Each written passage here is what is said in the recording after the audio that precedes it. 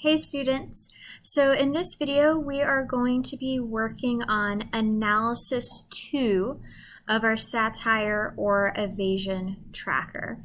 So let's go ahead and get started. Let me open up my presentation.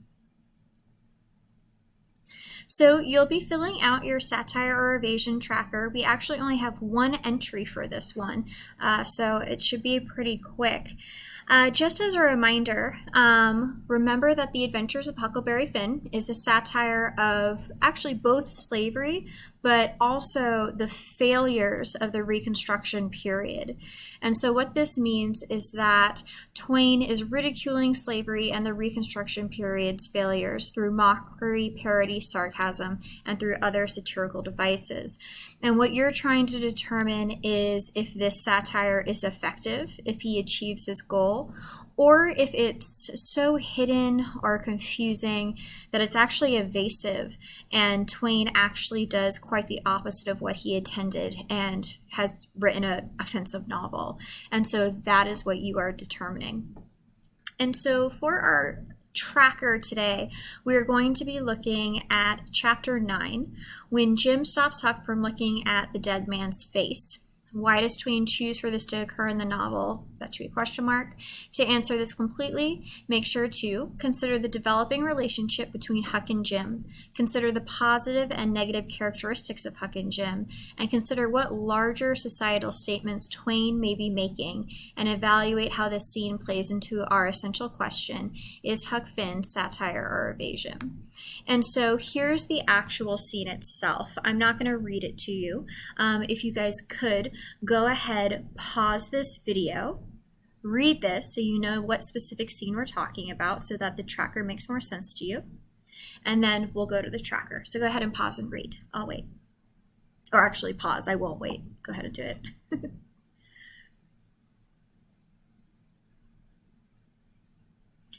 Okay. So hopefully you've paused and you've read the scene. So now let's talk about this scene. So don't know if you saw this coming, but there's actually no satire used in this scene at all. So let's talk about why. So this scene is actually intended to be serious. It is one of the first purely serious moments in the novel that doesn't use satire. In this serious moment, Jim protects Huck from seeing something traumatizing. In this moment, we realize that Jim is a far better father than Huck's father or any of the other adults in Huck's life.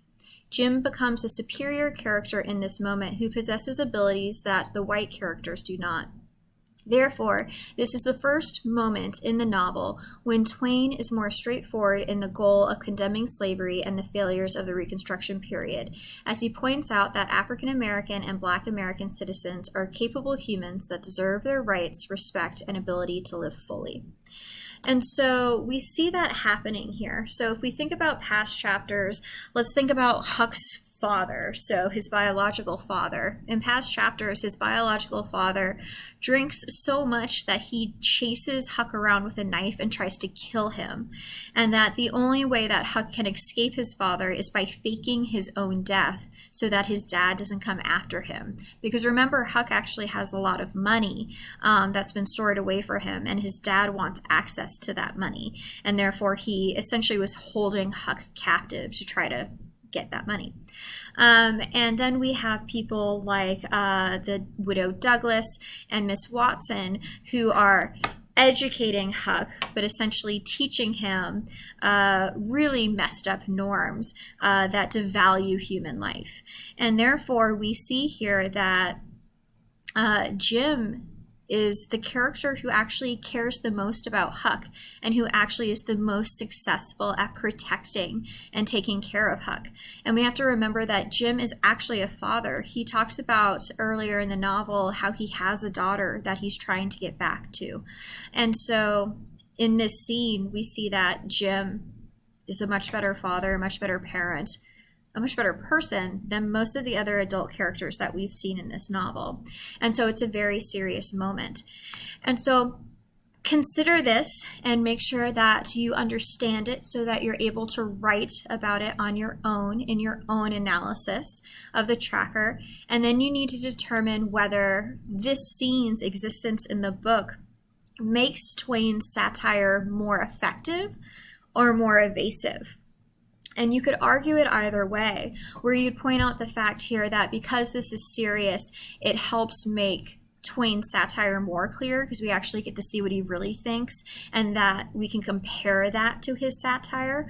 Or you might argue that it's evasive, where you can say, hey, look, here Twain shows that he can be straightforward, that he can just tell us as it is and not be confusing, making his other scenes frustrating because they are so confusing. So you can argue it either way. So figure out what you think and get the satire or evasion filled out and get your analysis filled out so that it shows your opinion.